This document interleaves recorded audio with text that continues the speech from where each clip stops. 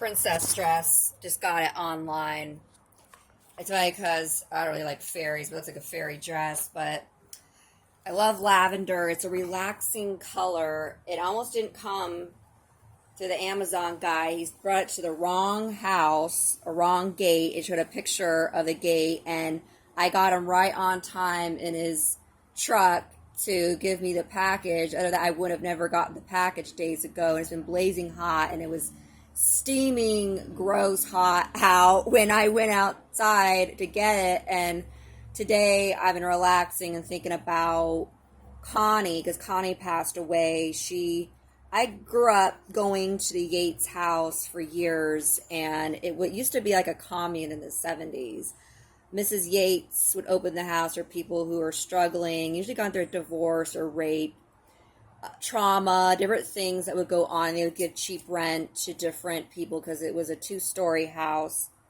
Her daughter, Shayna, and she had a son too, was an artist, and she was a abstract artist where she would sew, and it was like it would stick out of the artwork, and it was like she's mixed with French, so it had a French school kids book look, real abstract. You go in her bedroom upstairs, it was like black stripes. It looked like Jack Skellington, Nightmare Before Christmas, and she had like a cage with a black crow in there. And I remember Connie showing me the art, bringing me upstairs and showing the art. And her daughter's real reserved, real kind of considered shy, but I think it's because her grandpa was a hermit druid guy. He was practiced astral travel. I don't think she did acid or anything, because since she was young, her art progressively got better as time went by, and they were more like lower income, so she would sew a lot, her Barbie's dresses, and then eventually her art progressively got better as time went by.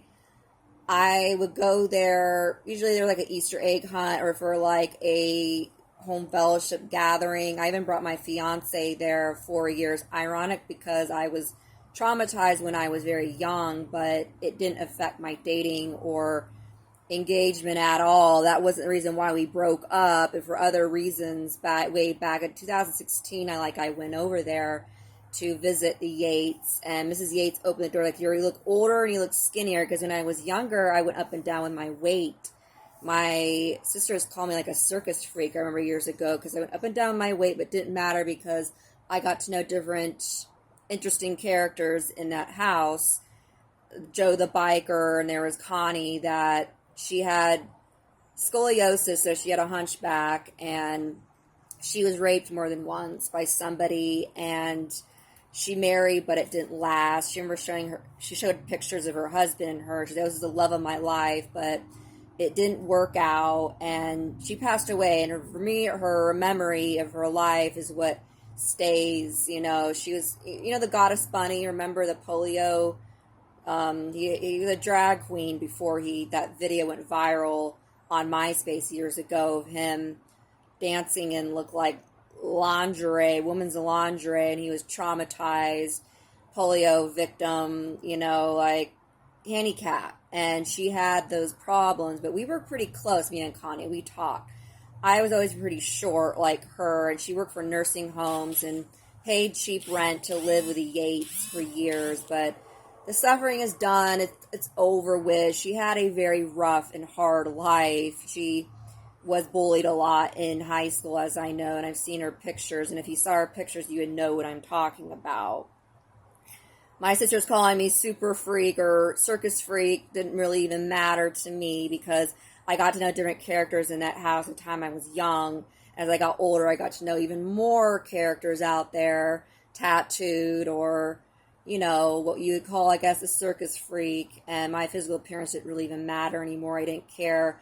The legacy goes on with Connie in my heart in that house. Shayna goes up and down not talking to her parents because she thinks she's transgendering or trying to go that way, but she just has her times of not talking to her parents, and her parents wish she would, and they are Christian, and they raised her Christian, but she started going different directions and isolating herself. Like her biological grandpa used to do, and it's a problem. And I've seen it with other people now, and I try not to let those problems weigh out on me because it could be physically and mentally draining to me.